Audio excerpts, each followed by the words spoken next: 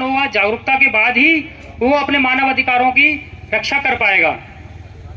ऐसे ही हमारे ग्वालियर में भी कई हमारे पास घटनाएं आई हैं जिसमें कि पीड़ित व्यक्ति की थाने में एफआईआर नहीं लिखी जाती थी, तो अब काफ़ी सुधार आया है। कई थानों में एफआईआर, हमारे यूट्यूब चैनल है मानव अधिकार सामाजिक न्याय आयोग, उसमें आप देखेंगे कई ऐसे पीड़ित व्यक्ति थे, गरीब व्यक्ति थे जिनका सुनवाई नहीं थी, जिन्हें विधायक से मंत्री से फ़ोन करवाना पड़ता था। उसके बाद भी विधायक मंत्री एक ही बार फ़ोन करते हैं, बेचारे उनके पास व्यस्तताएं होती है, नहीं कर पाते बार बार फ़ोन, उनको पेंडिंग में डाल दिया जाता। तो उनकी भी कई एफआईआर कराई हैं। गरीब लोगों को काफ़ी लोगों की एफआईआर हुई हैं जिनको पीड़ित, हमारा उद्देश्य यही होता है कि अगर कोई पीड़ित व्यक्ति पुलिस के पास जाता, हमारे पास आता है कि हमारे संग अन्याय हुआ, तो हम उसकी एफआईआर दर्ज करवा सकते हैं, ये हमारे पास अधिकार है।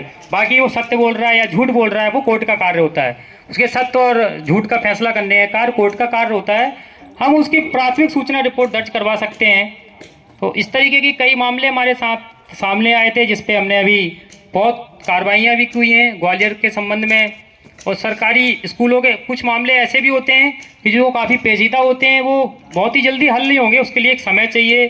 एक जो मैं कह रहा था कि वार्ड स्तर पर टीम चाहिए, और उसके बाद एक सामूहिक सामर्थ्य होता है, प्रयास होता है, उसके बाद हल होते हैं।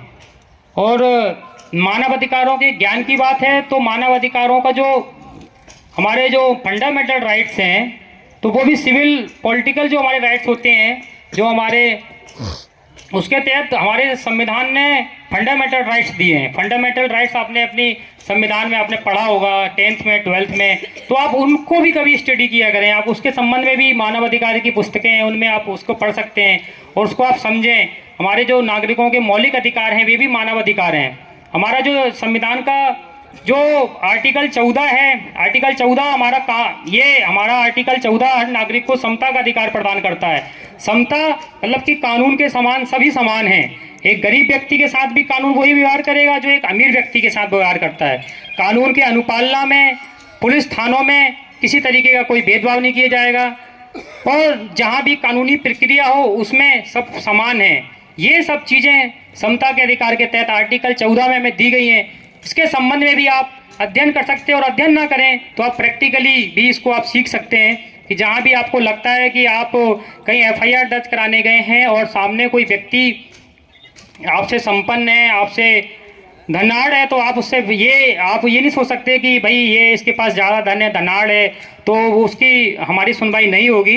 भारत का संविधान ये हमें आज्ञा देता है, ये हमें संविधान जो इस चीज़ की आज्ञा देता है कि कानून के समक्ष सभी समाधान है। आर्टिकल 14 समता का अधिकार, कानून के समक्ष समता का अधिकार हमें जो प्रदान करता है, समानता का।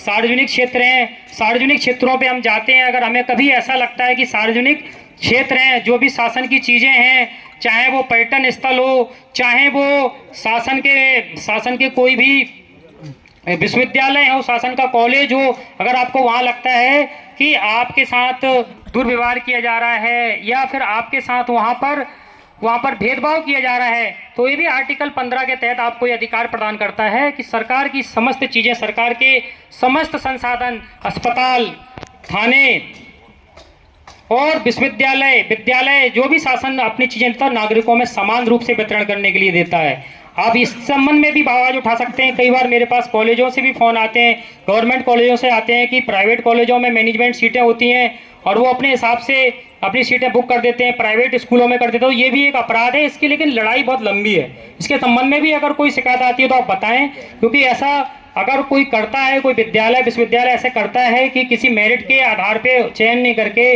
मैनेजमेंट कोटे के आधार पे चयन करता है, पैसे के आधार पे एडमिशन देता है, तो ये भी समता के अधिकार के तहत आर्टिकल 15 के तहत ये भी जो है हमारा कानून का उल्लंघन है, और इसके लिए भी हम अपने अधिकारों के लिए लड़ सकते हैं।